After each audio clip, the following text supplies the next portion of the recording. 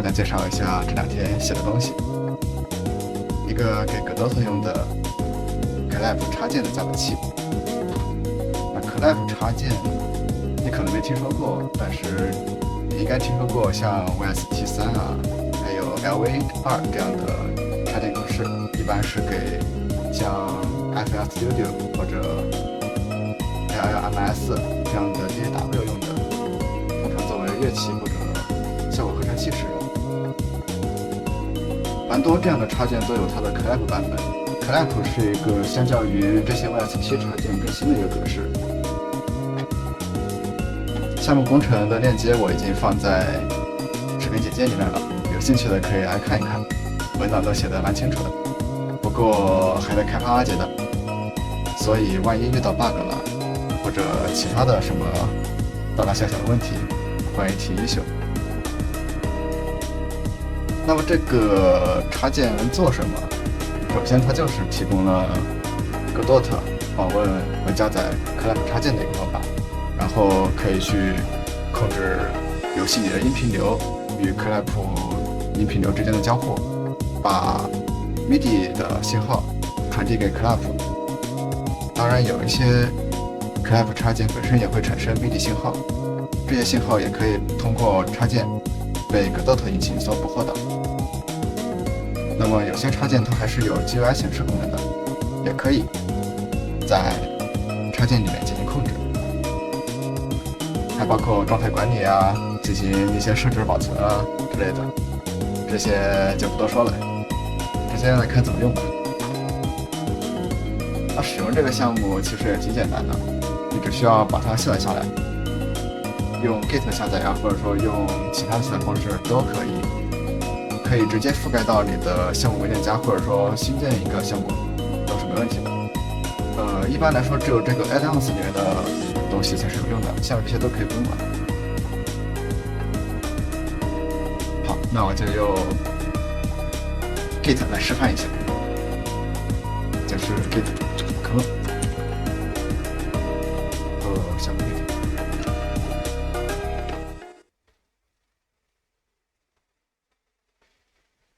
好的，这样的话项目就已经克隆下来了。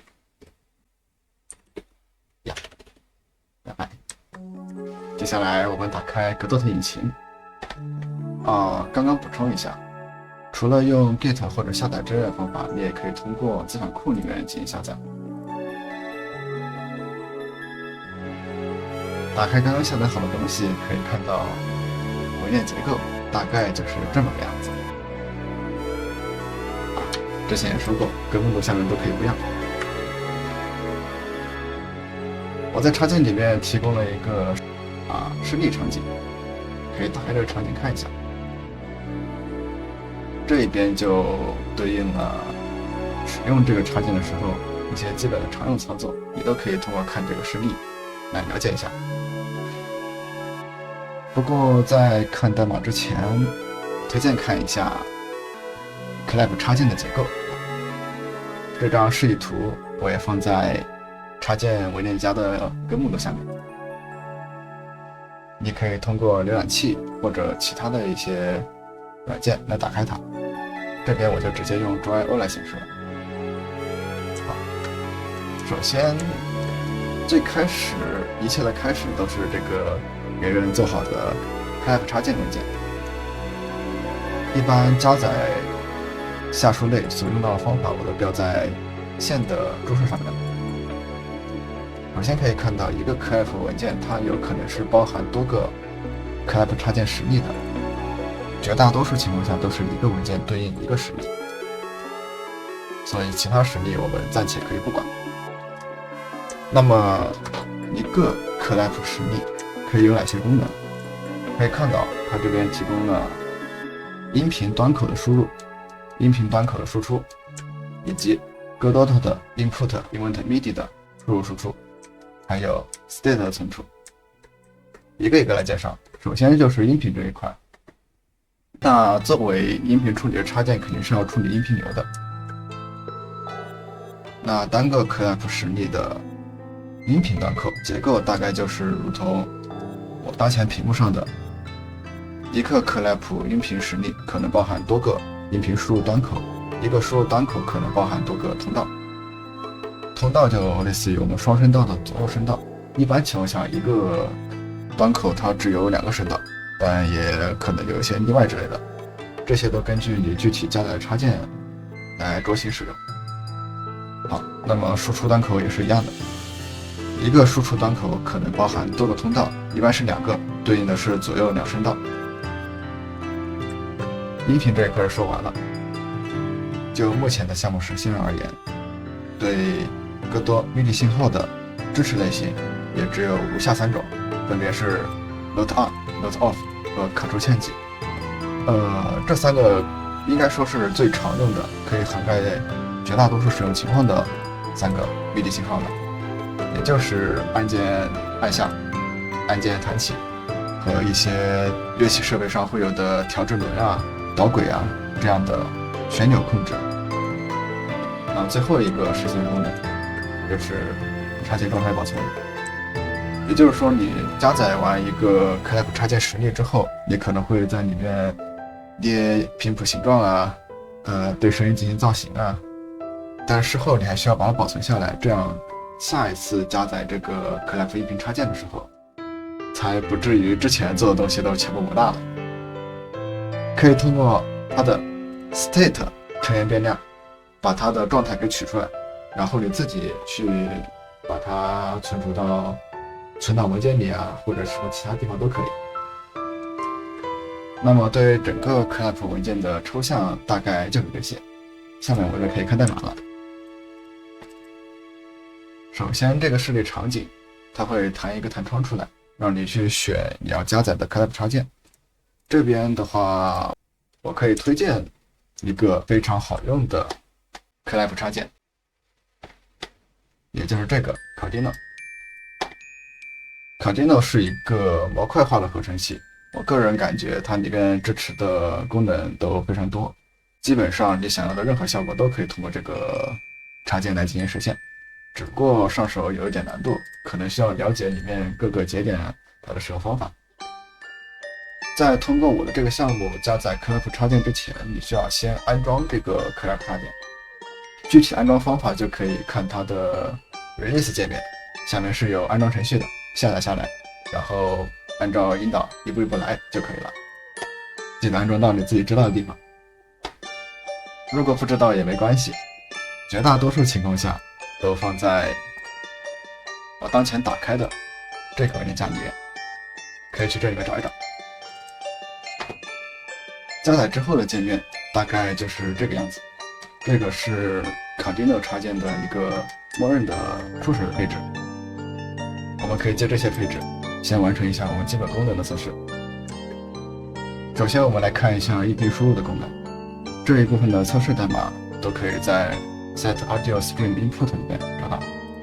简单来说，就是把一个 Godot 支持的 Audio Stream 分配给了 CLAP 插件实例的某一个端口访问句里的 Stream 成员。经过这样的赋值，我们的 CLAP 插件的音频输入端口应该就会有音频信号输入进来了。那我们来看一下，以 Cardino 这个音频插件为例，它这边是有 Host Output， 对应的也就是我们刚才操作的 CLAP 插件的输入端口。准确来说，这个是输入通道。它这边第一和第二个通道组成的第一端口，然后第3和第4个通道组成的第2个端口。但用哪个端口都没关系，因为按照我们代码编写的是给每一个端口都设置了音频流数据。那如何查看一个端口是不是真的信号输出？在 Cardino 这个插件里面，我们可以去找它的 Scope 组件，右键界面上任意地方，它就会弹出一个节点的选择器。我们在这里找一下示波器节点，示波器的单词大概叫 Scope，SCOPE。好，这里有一个 Polyscope， 平时我用的比较多。这个 Scope 它下面有一个 CV 印或者说 Audio 印，你把信号传递进来，基本上就可以显示这个波形的样子了。我们把第一个输出端口拿过来连上，好的，我们已经可以看到了确实是有信号输出的。调整一下看看，好，没什么大问题。接下来我们来看一下音频输出的功能，也就是下面这个函数 setup audio stream output。在这里可以看到一个 CLAP 实例里面是可以包含多个音频输出端口的。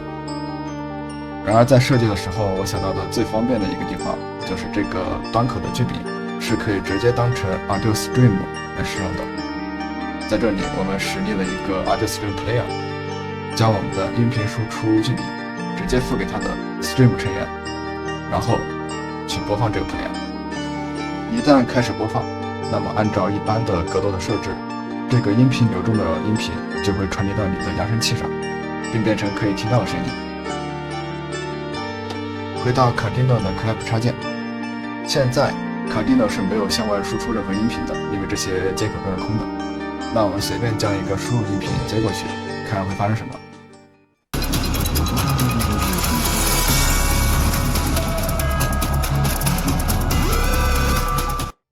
好的，可以了。这样就可以验证输出的功能也是正常的。那既然输入输出的功能都正常的，对于 CLAP 插件来说意味着什么？这就意味着它可以对传入音频做一些处理之后再输入出去，也就达到了我们 CLAP 插件它的一个本质工作，就是对音频加各种效果及各种处理。在这边我举一个简单的例子，就比如说去更改这个音频的声调。Cardinal 里面跟 pitch 相关的节点大概率可以实现这个功能。我们搜索 pitch 看一下，这里有一个 HC TIP pitch shifter， 先用它来试试看，把输入音频接到 E， 再把输出音频接出来。接下来我将调整这个旋钮，你们可以看一下音频输出的变化。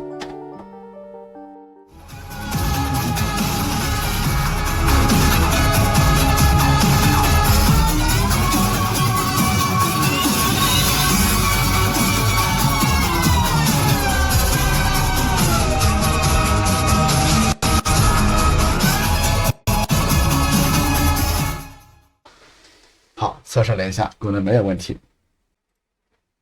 在 Cardinal 里面，这样的节点还有很多，具体怎么用，就等待你们自己的发掘了。Cardinal 作为一个音频插件，另外一个重要的功能就是对 MIDI 输入输出的支持。在这边我们先简单说一下音符的 MIDI 信号。这段代码不需要仔细看，它的功能大概就是像救护车一样，循环的发出一高一低的两种不同的音符。我们回到 Cardinal 插件，这个插件如果你安装正确的话，应该也会包含一些示例的工程。我们点开 File， 在这边有一个 Open Demo， 我们先打开第一个示例工程看一下。刚才我们说到，哥特的端会循环的往这个 CLAP 插件发送两种不同音高的音符。在这个 Host MIDI 节点，也就是代表我们哥特端的这个节点当中， OCT 就代表是音高数据， Gate 代表是当前有没有音符被按下。看一下音高数据，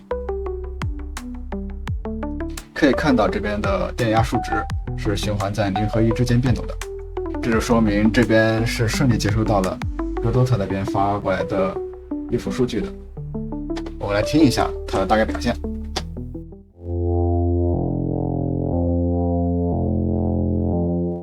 大概就是这么个样子。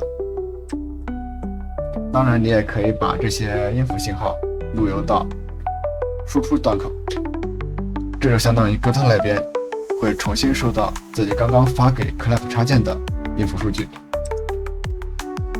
这些被返回的 MIDI 数据，你可以通过监听 CLAP 插件实例的 MIDI receive 的信号来获得。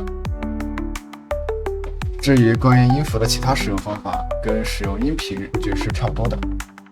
比如我们给它添加一个更改音高的节点，比如这个 tuner 节点，我们把这个音高信号通过 tuner 节点处理过一遍之后，再发给其他的部分，来试试看有什么效果。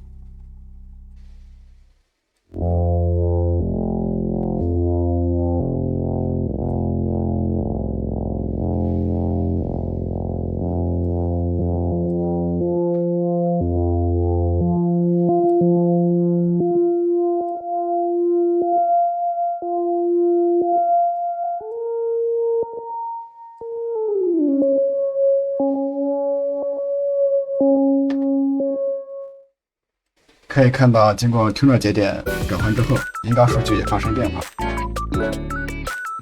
好的，那么 MIDI note 也讲完了，接下来看一下 MIDI param。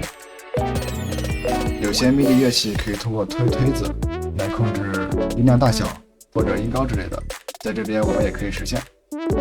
看一下这个函数的大概意思，就是向这个 param 的通道发送一个 sin 函数波形。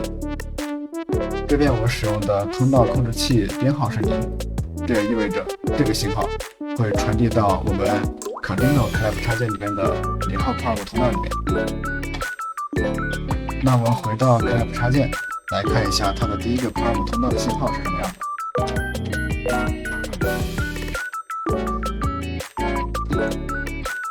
可以看到是一个比较标准的 sin 波形。那我们可不可以用这个波形去控制最终的输出音量？来试一下看。